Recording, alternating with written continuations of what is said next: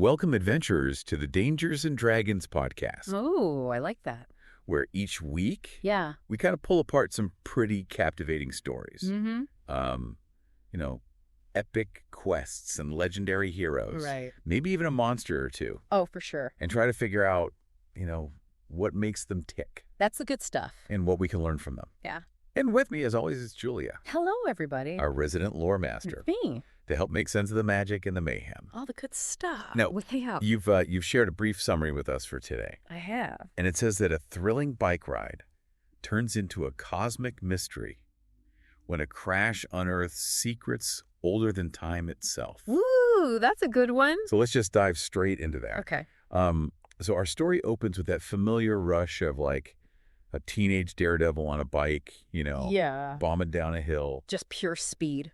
focused purely on speed. Yeah. And there's this internal challenge, to push past like a personal best. Even though there's this little voice of caution, like, that rusty brake, Oh. something that, Dad warned about. Right. But it's like that feeling of being completely present in the moment. Yeah. Consequences be damned. Yeah. Yeah. Consequences be damned. I love that detail about the rusty brake right from the start. Oh, yeah. You know how in so much folklore it seems like those little disregarded warnings often foreshadow like bigger things to come? Yeah. It just sets up this feeling like the immediate thrill is going to have some unintended consequences. Yeah, sure. Yeah, And those consequences arrive pretty quickly. they do. With the shriek of metal, Ooh. the world flips. Oh, no. Jarring impact. Okay. And then this sudden, like, profound silence. Oh, wow.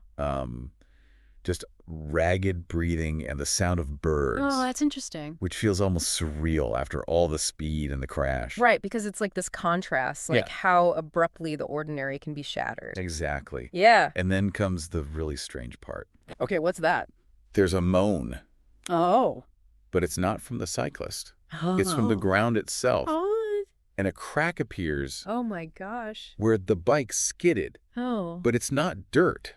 It's Oh. just blackness. Oh. And there's this odd stale air coming out of it. Oh.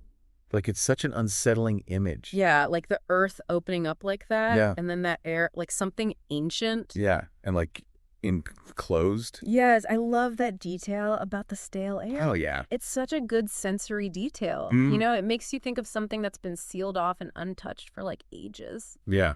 And, in lots of myths, those subterranean spaces, Right. they're associated with the past, Yeah. like forgotten histories, or even the realm of the dead. Oh, wow. So that smell, it's like an immediate hint that this is no ordinary hole in the ground. Right. Yeah. Yeah. And despite, the crash and this bizarre discovery, Right. there's that almost like ingrained humor. Yeah. Or maybe teenage We're teenage for sure. curiosity Mm-hmm. that Gotta look. gotta look. Yeah. Even hurt and shaken. Right. The protagonist has to take a look. Of course. Phone flashlight comes out, Yeah. cutting through the darkness. Okay. And the expectation naturally would be like a rough earthen cave, Mm-hmm. but instead it's smooth walls, Oh. almost artificial. Whoa. And that completely changes the equation. It does, because now it makes you think about intention design. Yeah. Something beyond just natural, geological processes. Yeah. This is like the first real clue that we've got something really unusual, Right. possibly not even human. Wow. Yeah. And then there are the markings. Okay. And they're not carved or etched. Mhm. It's like they're pointed with this glowing blue substance. Oh, wow. Swirls and geometric shapes that don't look like any known language, Right. but they feel purposeful. Yeah, like they mean something. Yeah. I think that blue light in the darkness is so powerful. Yeah. You know those alien symbols that seem to have meaning, but we don't understand them? Yeah, it's unsettling. Yeah, very unsettling. And that's when the unease really starts to build. Right. There's this alien glow, Mm-hmm. this feeling of insignificance. Yeah. And then the ground begins to thrum, Ah. a faint vibration that grows stronger. Oh, no. And it fills the space. Okay. And the markings start to pulse, Oh, wow. glowing brighter in sync with this unseen rhythm. So it's like the cave itself is responding to something. Yeah, it's creepy. It is really creepy. So the protagonist scrambles back Yeah, get out of there. as the earth groans. Oh. And this time it's deep and resonant. All right. And then at the far end of the passage, Yeah.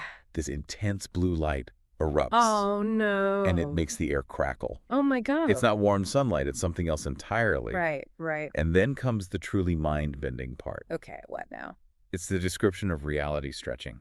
The blue light becoming all-consuming. Oh, my. And a roaring sound. Okay. Described as the shriek of reality tearing apart. How do you even interpret something like that? I don't know. Yeah, it really pushes the boundaries of our understanding. Of like physics. Yeah, physics and reality. Yeah. You know, the stretching of space, Right. the tearing of reality. Yeah. It makes you think about like another dimension. Right. Or like a fundamental alteration to like the fabric of existence. Yeah. This is where the story moves from a strange discovery to something maybe even cosmic. Right. And then just as suddenly it's over. Oh. The protagonist is back on the hill. What? Injured, but seemingly returned to the familiar world. Okay. The cave is gone. Huh. There's just a small closing fissure. Interesting. Birds are singing. The sun is shining. Okay, so back to normal. But there's this profound internal sense that everything has changed. Yeah, like a feeling. Yeah. It's so interesting how it just stops so abruptly. And there's no explanation. Right. You know, it leaves you with all this ambiguity. Right. Was it a dream, Yeah. a hallucination from the crash? Yeah. Or did something actually happen? Did they Yeah. actually interact with something beyond our reality? Right. And it's that contrast between the normalcy on the outside Yeah. and that internal feeling of unease. Right. It's classic for these kind of otherworldly encounters. For sure. And the experience leaves its residue. Okay. There's this persistent, quiet hum at the edge of hearing. Oh. And these visual echoes of the markings Okay. that aren't like nightmares, Mm-hmm. but feel like deep, ancient memories. Oh, that's interesting. And it suggests that this encounter wasn't just this fleeting sensory experience, Right. but something that has left this lasting imprint. Yeah, like a mark. Yeah. Yeah, I love that idea. Yeah. That lingering sensory data, you know, the hum, the visuals. Mm-hmm. It really makes you think that they've been fundamentally changed by this. It's like a part of that other reality has come through into theirs. Right. And left these reminders. Yeah.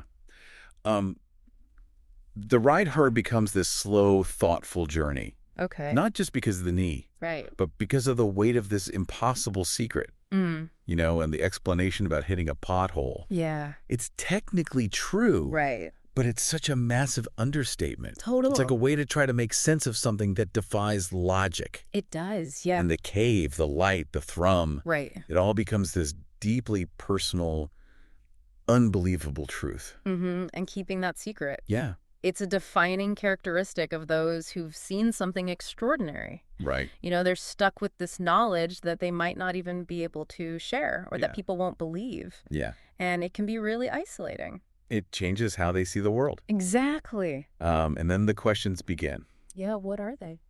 Looking at the stars with this new perspective, Mm-hmm. wondering if they're aware, Okay. if they somehow saw what happened, Yeah. and the phantom sensation of the markings on their skin, Whoa. and this central unsettling question. What is it? Did the protagonist find something, Oh. or did it find them? Oh, that's a good one. Yeah, it's this shift from being an observer to potentially being observed. That is a huge shift. Yeah. You know, when you start to think that the universe isn't just this passive backdrop, but Yeah. like there are forces or entities that Yeah. can actually engage with us in Yeah. these random moments. It can make you feel really vulnerable. Yeah, And like the reality is much bigger and more complex than we think. absolutely. Right. And even the dreams shift. Well, how so? It's no longer about, you know, everyday teenage pursuits. Right. It's about the space between worlds, Interesting. the fragile boundary that was touched. Mm-hmm. And the nightmares aren't of traditional monsters. Mm. It's something maybe more profound. Oh, okay. What is it? The allure and the terror of the unknown. And the burden of knowledge that was never meant to be possessed. Ooh. It's existential. It is the change in their dreams. Yeah. It shows us how deep the impact was. Right. You know, the subconscious grappling with an experience that defies logic Yeah? and that alluring unknown, even Yeah. with the terror. Yeah. There's still that fascination, that Yeah. desire to understand, even though it's scary. Yeah. Julia as our lore master. Yes.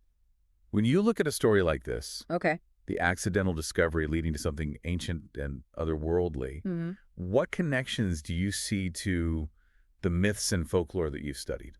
So, Adrian, this story really resonates with a lot of common themes in mythology and folklore. Okay. That idea of stumbling upon hidden realms or encountering ancient forces Right. through really ordinary means. Right. It's a classic trope. Yeah. Think about all those stories where a traveler takes a wrong turn and ends up in a fairy kingdom, Right. or a farmer digs up some artifact and awakens an ancient power. This bike ride. Yeah. It's like a modern accidental entry point into one of those realms. So this seemingly ordinary place becomes like a gateway.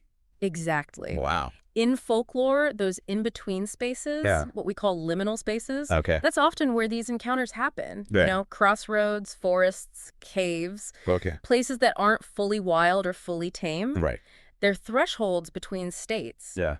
And this ordinary hill, Yeah. especially where the crash happens, Right. becomes that threshold. Okay. That place where the veil between realities gets thin. That's so cool. It is. And the symbolism of the light and the darkness, too, seems really significant. Oh, absolutely. The initial darkness of the crack versus that strange blue light. Yeah, darkness often represents the unknown, Mm-hmm. what's hidden. Right. The primordial, it's the realm of secrets. Yeah. And that blue light, Yeah. as we talked about before, Mhm. is super evocative. Unlike that warm, life-giving light from the sun, Right. this blue light feels alien, almost cold, and Yeah. it suggests a different kind of knowledge, different kind of power. Right. Maybe even a glimpse into a reality with different rules. Wow. Yeah. And the psychological impact on the protagonist, Mm-hmm. that feeling of something fundamentally changing. Yes. Is that also common in these kinds of stories? Oh, yeah. The psychological toll Okay. is a big part of these narratives. Right. When you experience something that completely defies what you thought was real, Yeah. it can be so unsettling, Yeah. and it can really change you. Those Mhm. persistent memories, the weird dreams, they're signs that your mind is trying to make sense of what happened. Yeah. Even though there's no easy explanation, Yeah, it yeah. makes you question everything. Yeah, the nature of reality, Yeah, our place in it. exactly. And like you said, there's that burden of keeping the secret, Yeah. which just makes it even more isolating. It's fascinating how a simple story I know. can touch on so many of these deep recurring themes. Yeah.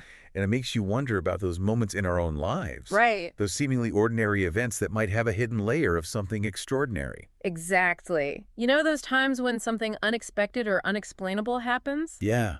Even in a small way. Even in a small way. Yeah. Could those be glimpses behind the veil? Ooh. Hints of other reality? Oh, wow. Thank you for joining us on this exploration into the strange and wondrous. It's been a pleasure. And don't forget to rate and follow the Dangers and Dragons podcast for more captivating stories and the insights they hold. And who knows, maybe we'll see you on the other side. See you next time.